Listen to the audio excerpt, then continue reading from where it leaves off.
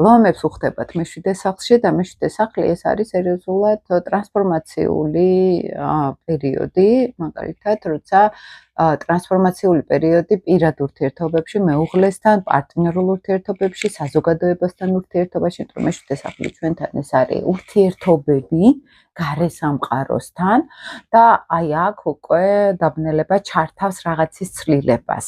შეიძლება იყოს ცვლილებების შესატანი თან ურანული თავისუფლების საკითხები. რამდენად მე თავისუფალი ვარ ჩემ პირად ურთიერთობებში, რამდენად მე თანამოაზრე მყავს, რამდენად ჩემ ღირებულებებს იზიარებს, მაგალითად, აი ეს თემები აუცილებლად დაიძრება ლომებისთვის, გადახედვა პარტნიორული ურთიერთობების, რაც უკვე პრობლემური არის, ენერგეტიკულად არ არის უკვე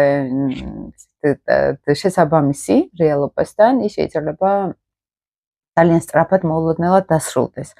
ოღონდ აქ რა თქმა უნდა პირადი რუკები არის მნიშვნელოვანი, რომ გავიგოთ ეს იქნება თუ არა უკვე კონკრეტულ ადამიანთან ეს ზოგად ფონსკები, მეშვიდე სახლი ჩვენთან არის პარტნიორული ურთიერთობები, შეიძლება მოგვინდეს შევცვალოთ ურთიერთობები პარტნიორებთან, საქმიანი პარტნიორები იქნება, ახლა მე თუ რაღაც ბიზნესი მაქვს ჩემ პარტნიორთან ერთად, აქაც მეშვიდე სახლი მაქვს ჩართული.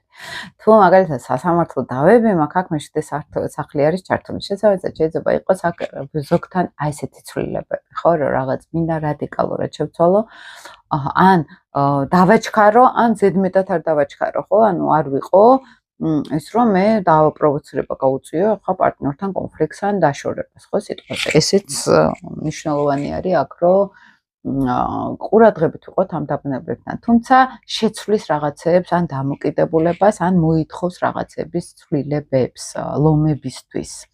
ეს სანიშნავია. ისედაც ლომებს ახლა პლუტონი უკეთებთ ოპოზიციას და ცოტა შეიძლება მათთვის ემოციურად, ახლა ყველა ლომზე არ არის, რა თქმა უნდა, საუბარი, ვისაც ახლა სუსტი ოპოზიცია აქვს მათთვის, განსაკუთრებით და ეს არის რაღაც შინაგანი ტრანსფორმაციის აუცილებლობა და მეშვიდე სახლი ეს ისედაც არის, რომ მნიშვნელოვანი არის აქ პარტნიორისა და ჩემს შორის რაღაც თავისუფალი არჩევანი გაკეთდეს. მეგობრული, ურას მეგობრობა უყვარს, ეს არის ურთიერთშეთანხმება, მეგობრობა, სადღაც ურთიერთგაგება იყოს წინა პლანზე და ამითი უფრო მოგვარდება სადღაც პრობლემები, ხო? რამდენად ჩვენ შეგვიძლია ერთმანეთთან საუბარი, ერთმანეთის მოსმენა, ერთმანეთის გაგება. თუ ეს არაფერი არ შეგვიძლია, იქ იქნება ურანული, ნეგატიური, რაღაც კონფლიქტური ცვლილებების აუცილებლობა.